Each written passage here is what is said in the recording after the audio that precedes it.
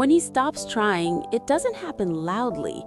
It happens quietly through missed conversations, forgotten effort, emotional distance, and that painful feeling of being the only one still showing up. And if you are listening right now with a heavy heart, wondering how to stay strong when the man you love no longer seems to invest the same energy, attention, or care into your marriage, I want you to know from the very beginning that your pain is real, your confusion is valid, and your strength is not gone, even if it feels buried right now. Because so many married women reach this moment where they ask themselves, why am I still trying when he isn't? And this question doesn't come from weakness. It comes from exhaustion, from loving deeply, from carrying the emotional weight of the relationship for too long. And let me tell you a story that may feel painfully familiar about a woman named Laura, a woman who once felt chosen every day, whose husband used to check in emotionally, plan things together, listen when she spoke, and make her feel like she mattered. But over time, as work stress grew, routines settled in, and life became busy, his efforts slowly faded, not all at once, but in small ways. Fewer conversations, less curiosity about her inner world, less initiative to connect. And Laura responded the way many women do, by trying harder, by being more patient, more understanding, more forgiving, telling herself that love means staying, that marriage has seasons, that this phase will pass. Yet inside, she felt lonely in a relationship that was supposed to feel like home. She began questioning herself, wondering if she was asking for too much, if she had changed, if her needs were unreasonable. And what hurt the most was not his silence, but the feeling that her effort no longer mattered, that she was fighting alone for something that once felt mutual.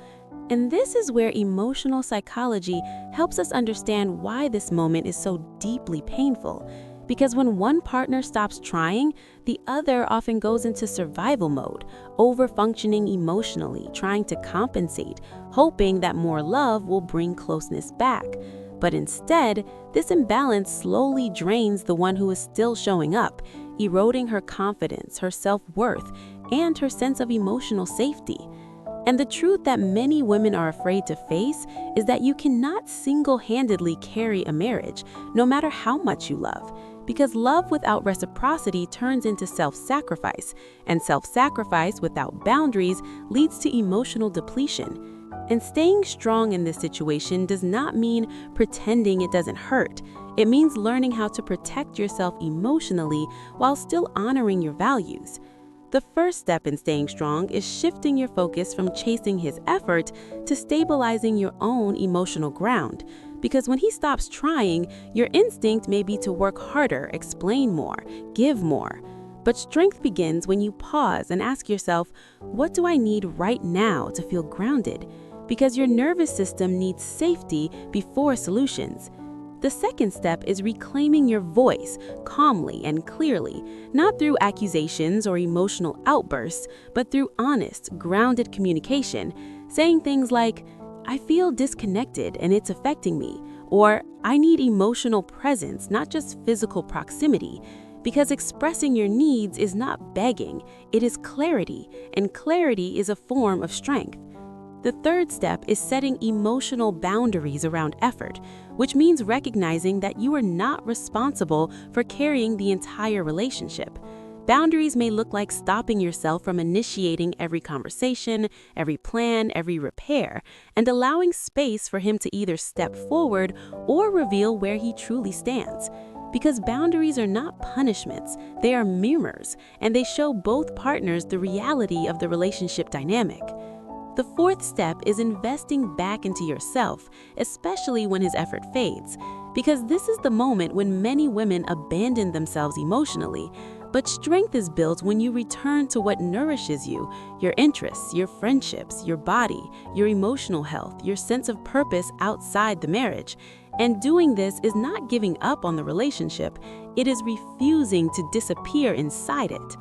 And the fifth step is releasing the belief that your worth is measured by how hard you try, because your value does not decrease when someone else stops showing up.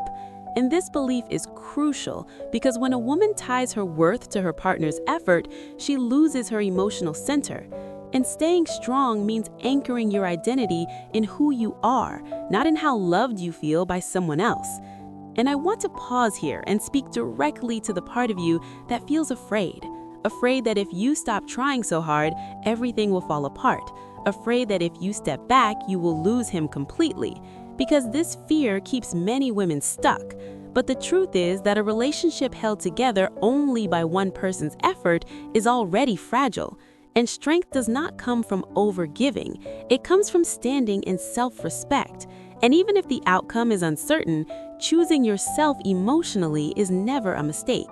Because when you remain grounded, you make clearer decisions, you communicate with more calm authority, and you stop negotiating your worth for temporary peace.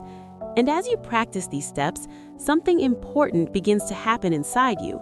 You stop waiting for his effort to determine your mood, your confidence, your sense of stability, and you begin to feel stronger, not because the situation has changed, but because you have changed the way you hold it.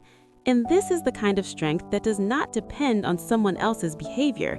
It is quiet, steady, rooted. And I want you to know that staying strong does not mean staying silent. It does not mean staying longer than you should, and it does not mean tolerating emotional neglect. It means staying connected to yourself regardless of what your partner chooses to do. And from this place, you can decide what is healthy for you with clarity instead of fear. And whether your marriage heals, transforms, or leads you to difficult conversations, you will be standing in your truth rather than shrinking to survive.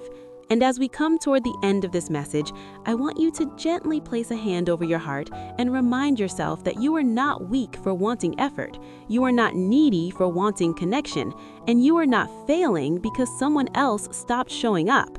Strength is measured by how much pain you can endure, but by how well you protect your emotional integrity. And if this message spoke to something deep inside you, please share it with another woman who may be quietly carrying the same weight. Leave a comment and let your voice be heard. And subscribe for more conversations that support emotional strength, clarity, and self-respect in marriage. Because no matter what happens next, you deserve to remain whole, grounded, and emotionally safe, even when he stops trying.